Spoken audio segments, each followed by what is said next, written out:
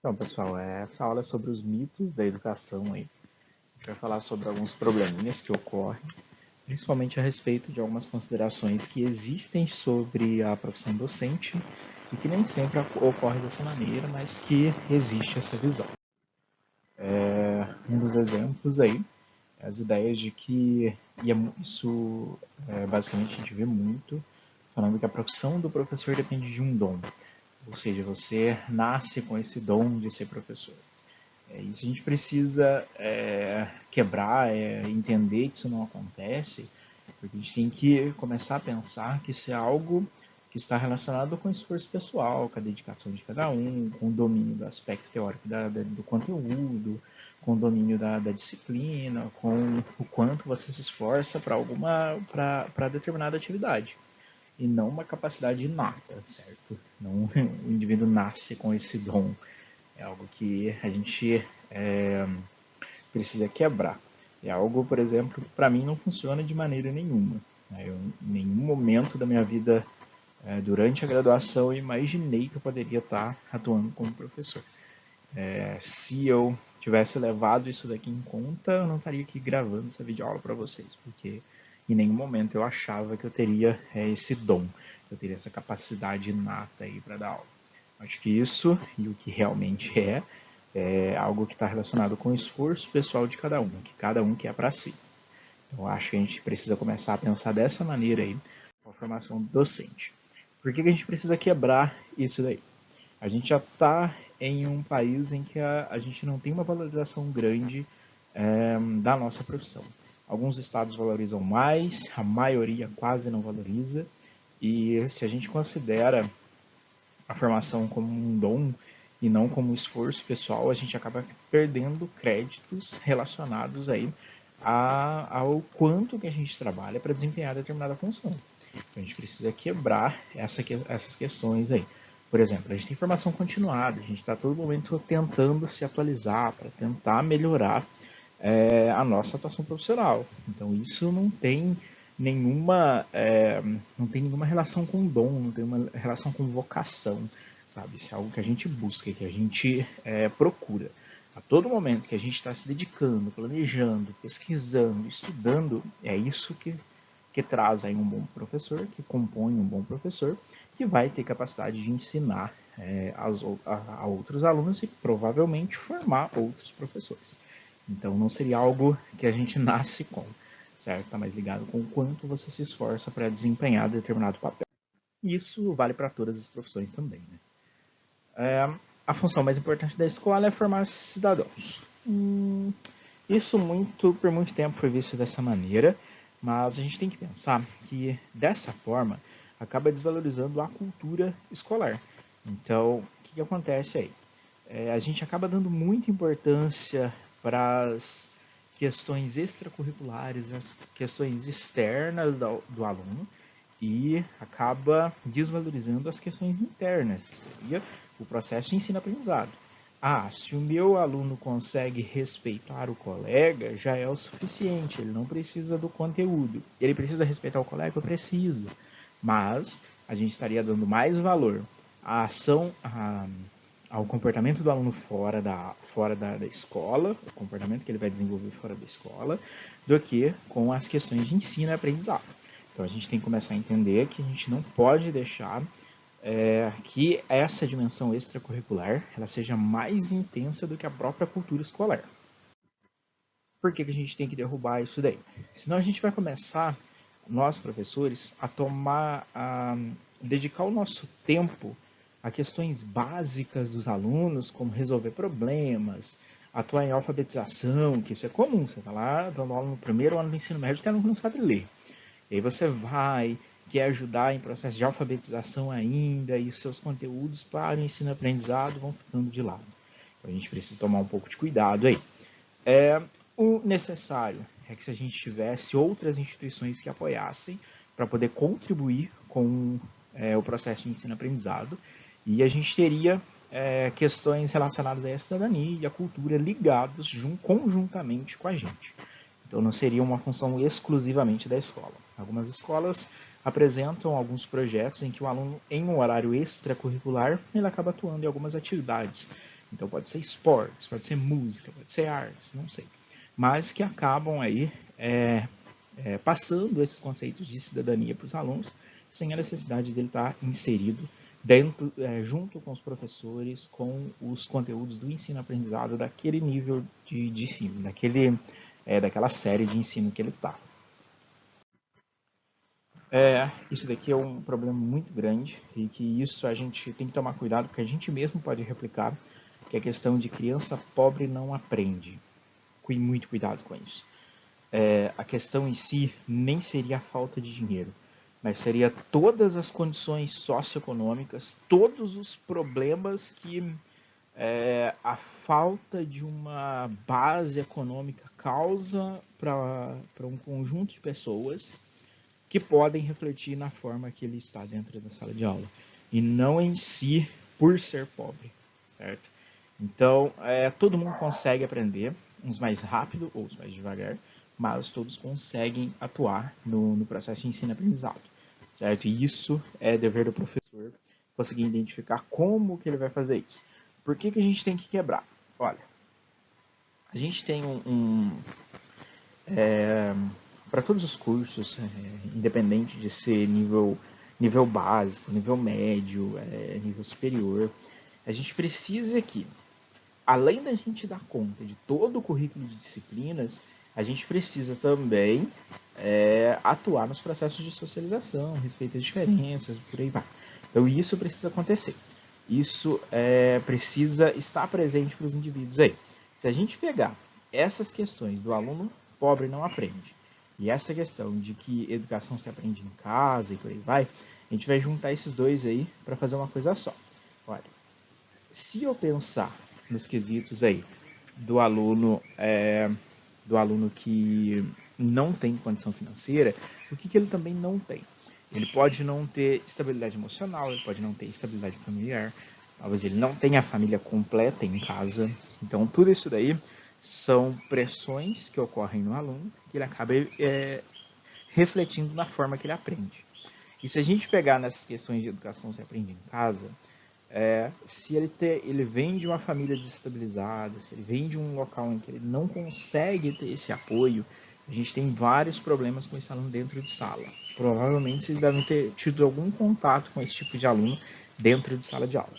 Então, se a gente juntar esses dois probleminhas aí, a gente começa a ver que a gente precisa se virar para conseguir lidar com essas questões, que não deveriam ser questões do professor. As questões do professor deveriam estar em ensino-aprendizado, mas como a nossa realidade não é tão perfeita assim, e que a gente vai lidar com a diferença em todos os locais, a gente acaba percebendo que isso vai acontecer e que a gente precisa achar maneiras de enfrentar. Por que a gente tem que derrubar essas questões? Uma coisa a gente tem que pensar. Regras básicas de convivência, de como que a gente se comporta, isso é papel da família, ponto. Então, o professor não deve estar atuando dessa maneira, certo? Agora, quando a gente fala em regras coletivas, a escola pode ajudar, a escola é responsável por essas questões, sim. A escola é um local de socialização, um local de interação com outras pessoas. Então, é o papel da escola também atuar nessas questões de regras coletivas também. É muito bom também para os alunos ter outros adultos como referência além dos próprios pais, certo? Além dos adultos da própria família. E normalmente quem atua dessa maneira é o próprio professor. E isso acontece dos alunos se identificarem com alguns professores. Por exemplo, não é sempre que que um aluno vai se identificar com todos os seus professores. Ele se identifica com alguns ou com um professor. E isso vocês vão ver que é muito comum. Isso vai acontecer com vocês, de alunos se identificarem com vocês. E aí a gente tem que ter um pouquinho de senso para conduzir essa relação sem simplesmente aí virar uma bagunça. Senão o aluno acaba tomando liberdade demais, acaba querendo manipular a gente. Deixa eu entregar o trabalho depois, não sei o que, não sei o que. Muitas vezes pode ser uma identificação, o aluno é só puxa saco mesmo, então a gente tem que saber identificar isso daí. Para os pequenos aí, livros ilustrados e com textos curtos são os melhores. Tá, vamos tomar um pouquinho de cuidado com isso daí. Nem sempre isso é real. Obviamente, para os anos iniciais aí, o visual é muito importante. O visual é muito importante, realmente. Só que existe o texto presente também. É curto, mas ele precisa ter qualidade. Normalmente precisam ser leituras ritmadas que acabam ajudando o aluno aí. Mas se for algo simplesmente lançado, jogado ali, que o aluno não consiga fazer associações nenhuma, acaba sendo um texto perdido. Então, nem sempre ilustrado e curto é algo bom, certo? Se for um ilustrado e curto com um propósito, aí sim a gente estaria atuando de uma maneira correta, certo? Basicamente aí no início a gente trabalhava com processos de introduzir as crianças com os primeiros livros aí, certo? Então, quanto mais cedo os indivíduos entrarem em contato, mais fácil ter o processo de adaptação para futuras leituras e por aí vai. Então, publicações com poucas palavras eram mais fáceis, certo? Então, era mais fácil para a gente introduzir para crianças que ainda não foram alfabetizadas, mas que já tinham uma ideia muito bom de som, certo? Então, já tinha uma noção muito bom para a sonoridade das palavras. E aí, quando a gente tem esses livros menores aí, isso acaba facilitando sim, desde que a gente está considerando aspectos de qualidade, certo? Quando a gente passa aí para textos maiores e melhores, a gente começa a ver se o aluno percebe essa qualidade, se ele consegue interagir, se ele consegue se prender àquele texto, ele acaba, independente do tamanho aí, ele acaba tendo uma ação muito melhor de ensino-aprendizado do que um monte de imagem, certo? Com texto curto aí. Então, isso depende da quantidade da forma que prende o aluno, e não de uma forma visual. Aí não. A gente começa a pensar dessa maneira. Muitas crianças não aprendem porque vêm de famílias desestruturadas. Olha, a gente tem que pensar numa coisa. Vai ter casos de sucesso e de fracasso independente aí da organização da família. O que a gente precisa pensar é que se eu tenho uma família desestruturada, mas se eu tenho a família que conhece o sistema escolar, que sabe como que ele funciona, que interage com o aluno, que interage com essa criança, tá tudo certo. Então aí essa frase realmente se torna um mito. Ela realmente não funciona. Agora, que é o que a gente viu lá atrás, se eu tenho uma família desestruturada que não liga para essas questões de ensino, o que a gente tem? A gente acaba tendo problemas aí com o processo de ensino. Então, isso a gente não quer. Isso a gente não pode deixar que aconteça. Certo? A gente não vai influenciar nisso, não é isso que eu estou falando. Mas a gente precisa saber identificar esses dois pontos. Quando a gente fala de família desestruturada. Eu posso ter uma família que é composta só pela avó, que é composta só pela mãe, e as crianças serem totalmente independentes dentro de sala de aula. Desculpa. Elas serem totalmente independentes, conseguem aprender tranquilamente, não tem nenhum problema de socialização e tá tudo certo. Por quê? Porque é uma família, é um padrão diferente de família, não é o que o Brasil estabelece, enfim, mas a pessoa que está inserida dentro dessa família, ela dá todo o suporte para essa criança, e está tudo certo, certo? E aí a gente começa a ver que quando a gente conhece o aluno, o contexto social em que ele está inserido ali, já facilita bastante para a gente poder seguir com o processo de ensino. A repetência sempre melhora o desempenho. A repetência normalmente é vista como um castigo, né? Isso é um probleminha. Primeiro que a gente tem que imaginar que a repetência tem um alto custo. Alto custo mais para o aluno que está ali repetindo de ano. Principalmente porque pode acontecer dele estar desestimulado, dele se desestimular mais do que ele já estava, dele ser reprovado novamente ou acabar abandonando aí o processo de ensino, abandonando a escola. Por que a gente tem que derrubar isso daí? Para a gente determinar se um aluno aprendeu ou não, a gente tem que saber exatamente como que a gente está avaliando esse aluno. O nosso sistema de avaliação hoje em dia, ele não funciona. Então, essas provas que a gente faz, não é um sistema que funciona para todo mundo.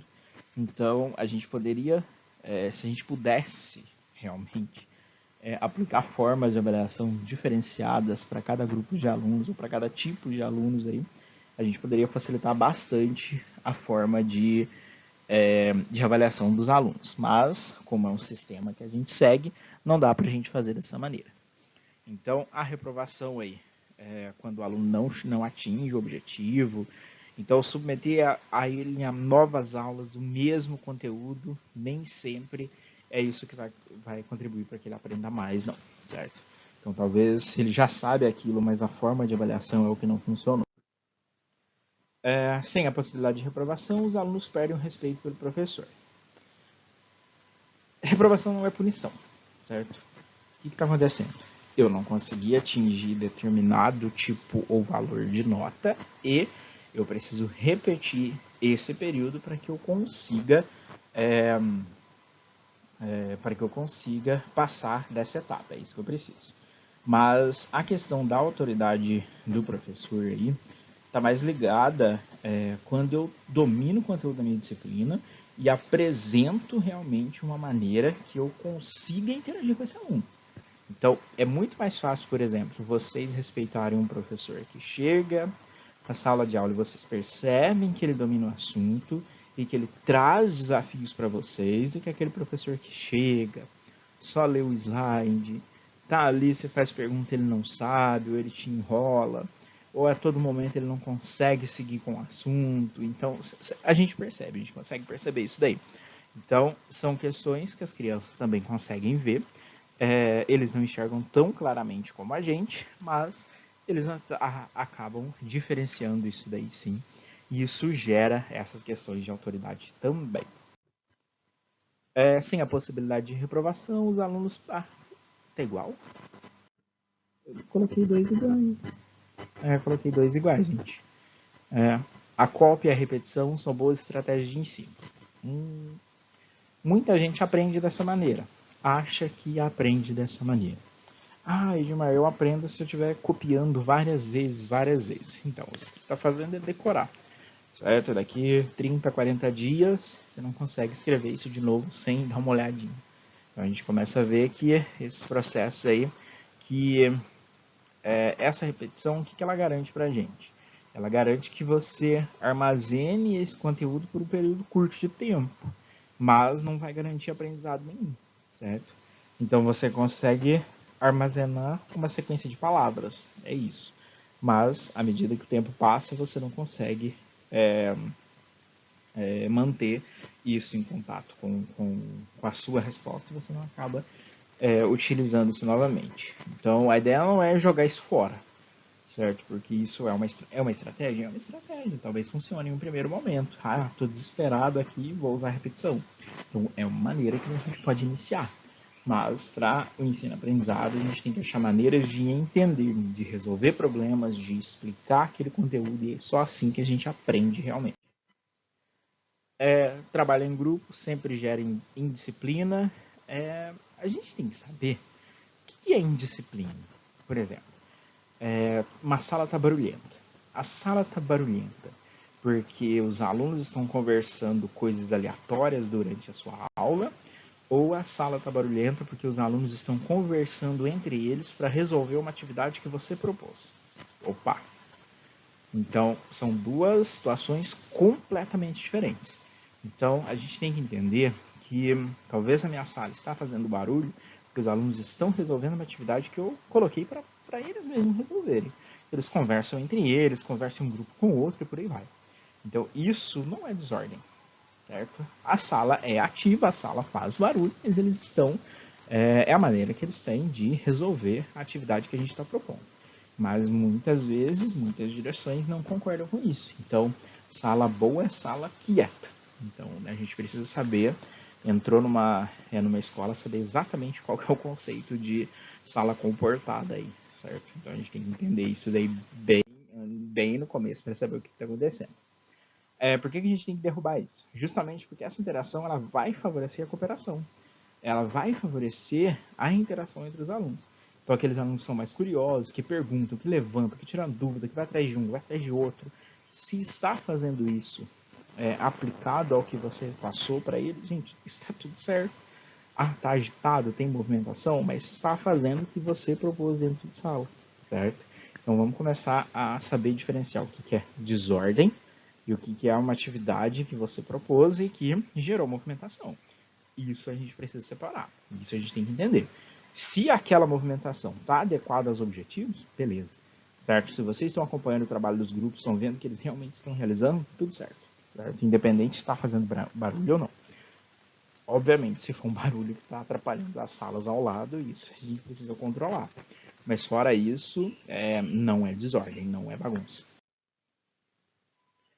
Conteúdo dado é conteúdo aprendido. Isso aí é complicado. Olha. Ensino e aprendizado são processos bem diferentes. Em vários momentos eu posso ter ensino, em que eu passo conteúdo, proponho atividade, lanço problemas para vocês, mas isso não quer dizer que vocês estão aprendendo, e nem quer dizer que todos estão aprendendo da mesma forma. Então a gente tem que entender que para a gente conseguir seguir com o conteúdo, a gente precisa ter um mínimo de resposta desses alunos. A gente precisa perceber que está ocorrendo aprendizado entre eles. Então, se a gente seguir para o próximo assunto e ignorar uma quantidade grande de alunos que ainda estão com dificuldade, a gente pode trazer cada vez mais barreiras para esse aluno superar. Talvez mais barreiras para que esse aluno acaba evadindo, acaba saindo do processo de ensino, porque realmente ele não consegue acompanhar. Talvez se a gente encontrar outras formas de abordagem do mesmo conteúdo aí, a gente consiga atingir o maior número de alunos possível. Atingir todos os alunos é algo realmente difícil. E isso é realmente muito difícil, mas a gente tenta com o que a gente consegue, né, à medida do possível que a gente está conseguindo. Os alunos aprendem mais quando a atividade é lúdica. Nem tanto. Sabe, fica parecendo que tudo que a gente for fazer, a gente tem que fazer um teatro, tem que trazer um recorte cole, tem que trazer alguma coisa, não sei, tem que trazer algo lúdico, uma brincadeira, uma atividade dinâmica, mas nem sempre, certo? Primeiro porque quando a gente está falando de atividade lúdica, a gente precisa aprender o conteúdo. E essas atividades demandam tempo para planejar e para executar, e principalmente para avaliar. Então, dá para usar? Dá, esporadicamente. O que a gente precisa é uma maneira em que eu desafio o aluno a conseguir aprender alguma coisa. Então, resolver problemas dentro de sala de aula, eu trazer uma multidão de exemplos e elaborar exemplos junto com eles. Então, é isso que eu preciso fazer. Eu achar maneiras de não desestimular os alunos. E é isso que a gente precisa fazer. Porque é muito fácil desmotivar, certo? Então a gente precisa tomar esses cuidados aí quando a gente está falando do processo de ensino. As questões aí de creche é um mal necessário. Isso é algo que bem no começo foi discutido demais aí, mas pelas questões da primeira infância, que é os processos de formação da estrutura psicológica da criança, que vocês vão ver na disciplina de psicologia educacional no semestre que vem. Mas a creche não é só uma questão de cuidar da criança e da comida, não é isso. Então, eu tenho várias experiências de socialização que estão acontecendo ali dentro. Por que, que a gente tem que derrubar essas questões? Primeiramente, porque foi o ponto inicial para as mulheres conseguirem dominar o mercado de trabalho. Porque o que acontecia? Sem as creches, as mulheres ficaram obrigadas a ficarem em casa cuidando de crianças. Coisa que não é função só da mulher, certo? Então, essas instituições, elas acabaram libertando as mulheres dessa atividade que foi imposta, certo, pelo patriarcado. E é isso que a gente precisa quebrar, a gente precisa estar a todo momento pensando nessas questões aí. Só que essas questões de levar a criança para a creche não deve ser uma questão só porque os pais trabalham, ou porque não tem ninguém que cuide deles aí não. Deve ser para a intenção de atuar nos eventos de desenvolvimento e socialização também, certo? Ah, mas eu não estou trabalhando, eu posso ficar com a criança em casa, então. Tá, tudo bem. Mas ele não atua, não vai passar por questões de desenvolvimento, ele não vai ter o processo de socialização acontecendo, por aí vai. A gente tem que ver que não é uma questão só porque não tem onde jogar a criança, não. Tem mais coisas envolvidas aí. Dessa aula é isso, certo? Qualquer dúvida, vocês me gritem aí. Tchau, tchau.